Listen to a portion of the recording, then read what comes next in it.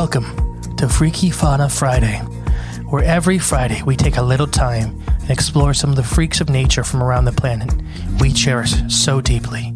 So please, jump aboard and let's explore the wilds together.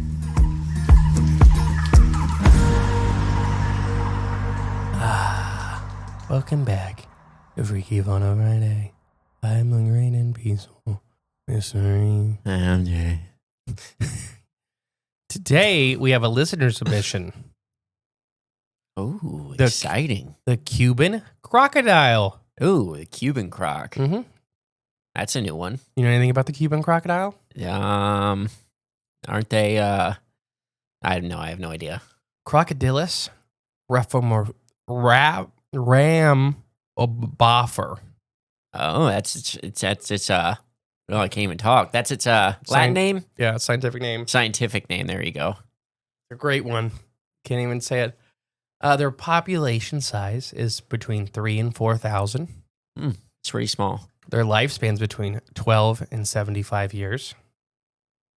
Their top speed on land is about 10 miles an hour.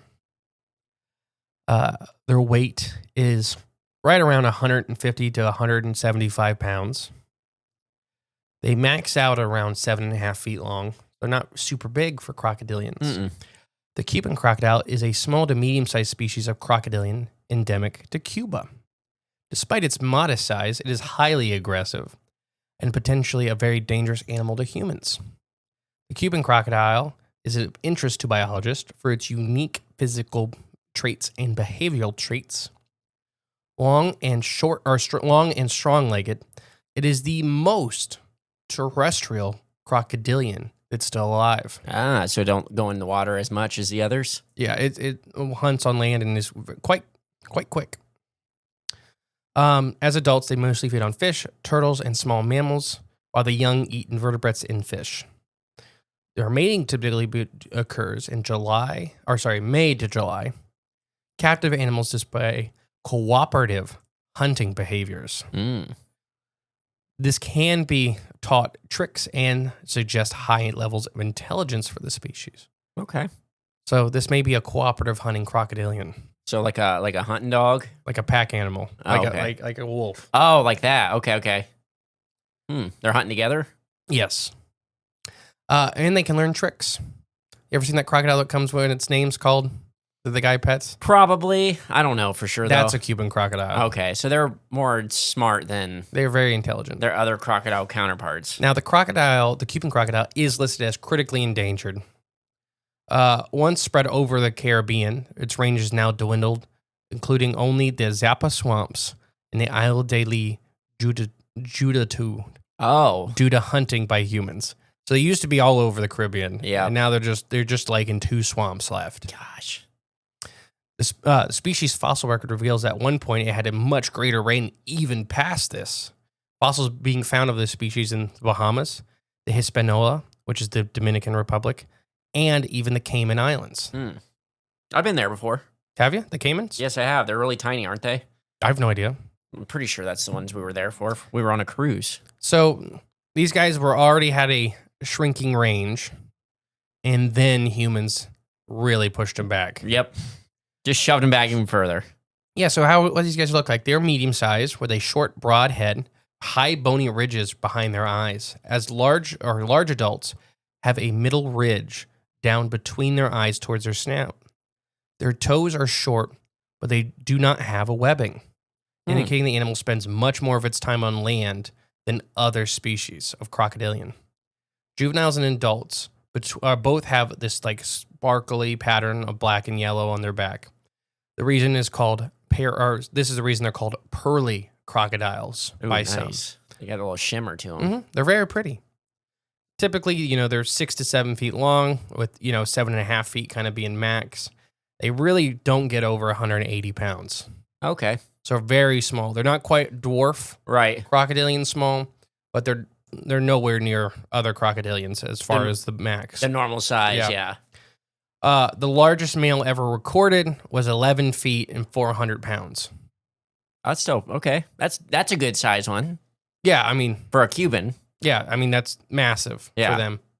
When you compare to like the American crocodile, that's nothing. Right. No, yeah. Very small for them. Yeah, so the Caribbean islands, Cuba specifically now, they have tropical moist forest. Cuban crocodiles have the smallest natural distribution known of any living crocodilian. Okay. Found primarily today in just 2 areas in Cuba.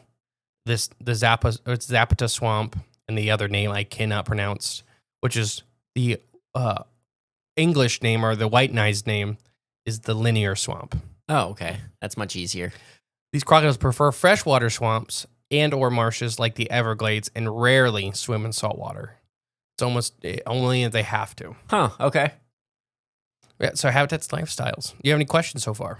I like the no webbing on their feet. I mean, that's Yeah, they're very terrestrial. pretty cool because I mean everywhere else that's gone now with all the other crocodiles. Yeah, these are the last of those kinds. terrestrial crocodiles. These are probably, I don't know. You think these are also very ancient too? Yeah, probably. Or it's they readapted to that condition. True. Because there are American crocodiles in this that overlap with them that are much more like saltwater crocodiles. Okay. By that I mean the species of saltwater crocodile. American crocodiles do like saltwater, but they are bigger and more aggressive and aquatic predators. Gotcha.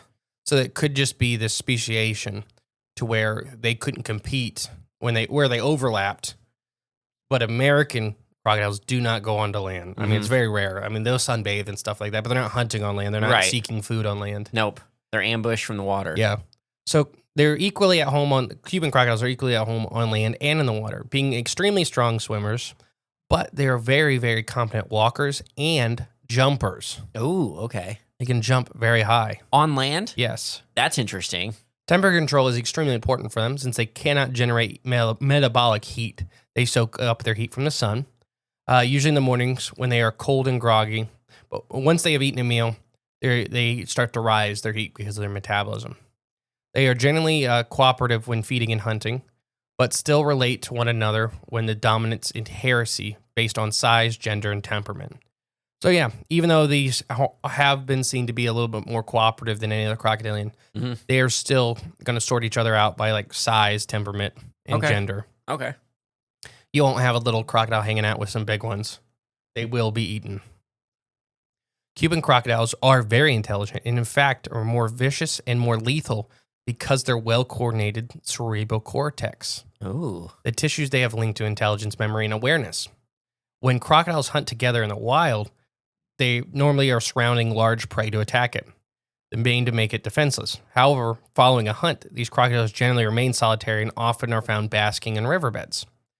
So very different than normal crocodiles. But yeah.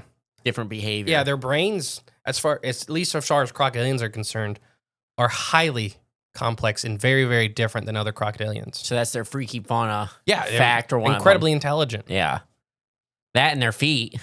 Yeah, I mean, yeah, they're only crocodilian that doesn't have web feet. And jumpers. That's pretty cool. Now, I've seen crocodiles obviously jump out of the water. Yeah, no, they jump on land. But jumping on land. I highly suggest there's a couple, like there's a guy that literally has one of these as a pet. Yeah. I can't remember. It's like Stacy or something like that. And he'll be like, Stacy, come here. And then she runs over and she's looking for him.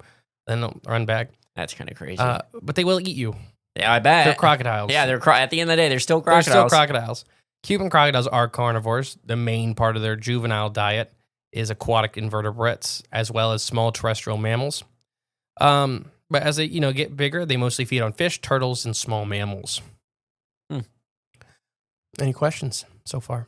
I think maybe we should look into getting one of these guys. And in Ohio, it is highly illegal. Oh, well, darn it. The only crocodilians you can own in Ohio are dwarf caiman. Okay. And they're highly endangered. Highly endangered. I forgot that part. No, too. there are facilities. I do got something to talk about that have them. One of the big private facilities. I mean, okay. There's that big crocodile ranch in Florida that has them. Okay. And that's all they do is they breed them for zoos and that kind of stuff. There's any zoos around here that have them?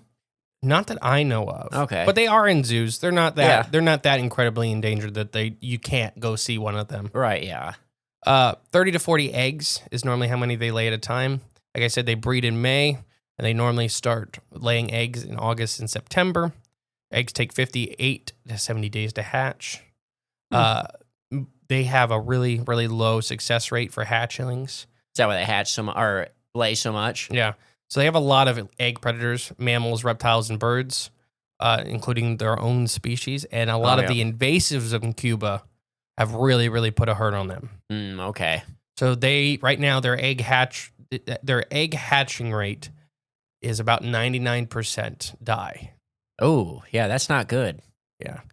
That's not good. Only one survives out of every 2 nests. Gosh. Yeah, that's not good at all. No wonder why they're not bouncing back. And this is a big part of that is the nest predation from like rodents and that kind of stuff. Yeah. Invasives. Because mom does protect the nest, but normally it's from bigger animals. You know, it may be hard for her to look for mice and rats. Especially if they're digging under the ground. Yep. Their population threats are highly vulnerable due to the restricted distribution. Habitat destruction encroaches upon their marshes even today. So these guys are on the verge of that.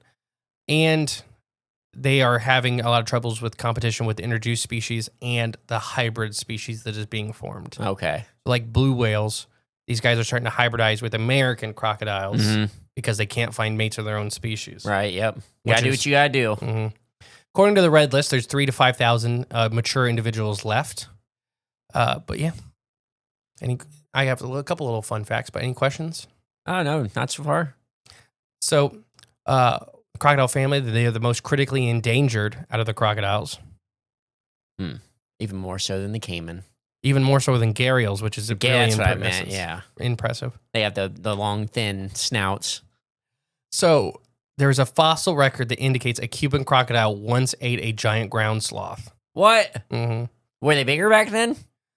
It probably was scavenging it, I'm going to assume. Okay, I was going to say. But there are plenty of species of giant ground sloth that were not like Jefferson's giant ground sloth. Okay, not the big giants. There were a whole bunch of like people-sized giant ground sloth species. Okay, and semi-aquatic ones, like that one in New York, that old Jim hit with the shovel. Yes. Okay. Or Sid the sloth. Something like like him. Because he's a giant ground sloth. Oh, okay. But he's just not like a Jefferson's giant ground sloth. Yeah, I just thought he was the same old sloth we got today. The slow-moving ones. I just never made that connection. He's a ground sloth. He is a ground sloth. Huh.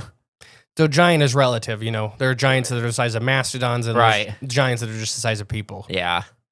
Yeah. So there's a reason they have blunt rear teeth to allow them to use... Oh, so they have blunt rear teeth. Allows them to crush turtle shells more easily. Oh, wow. Okay. Which is weird for a crocodile, another weird adaptation.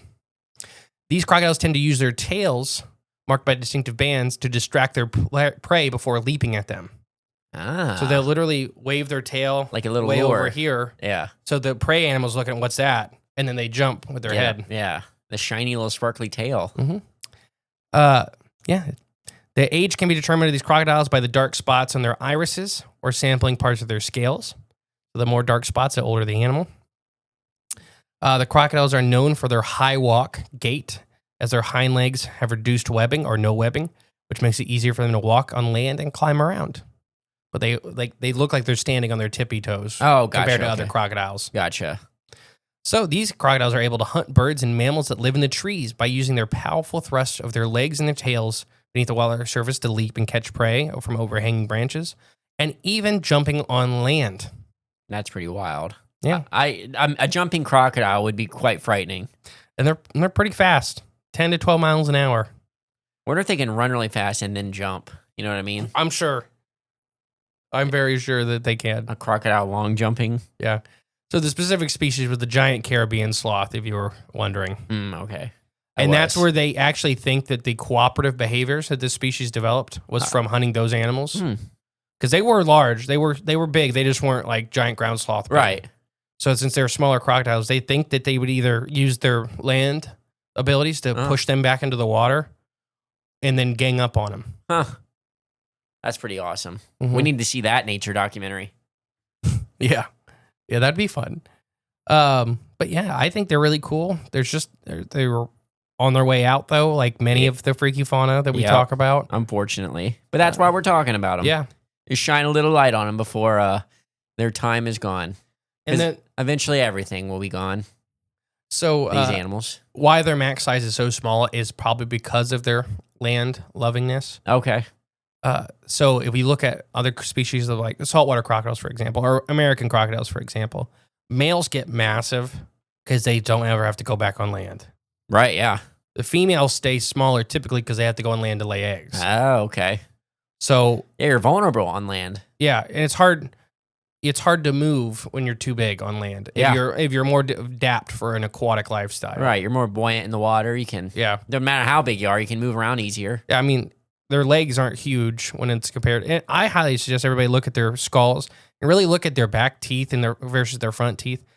They, at first, you think they look like a typical crocodile, but the more you look, the more they have weird adaptations. You mean freakier? Yeah. Where they have like long canines like a canid. But then they have these back molars essentially that they use for crushing shelled animals. Right, yeah. That's an odd jaw. They're very adept. Like a camel. And they will eat people if they get the chance. They're not above that.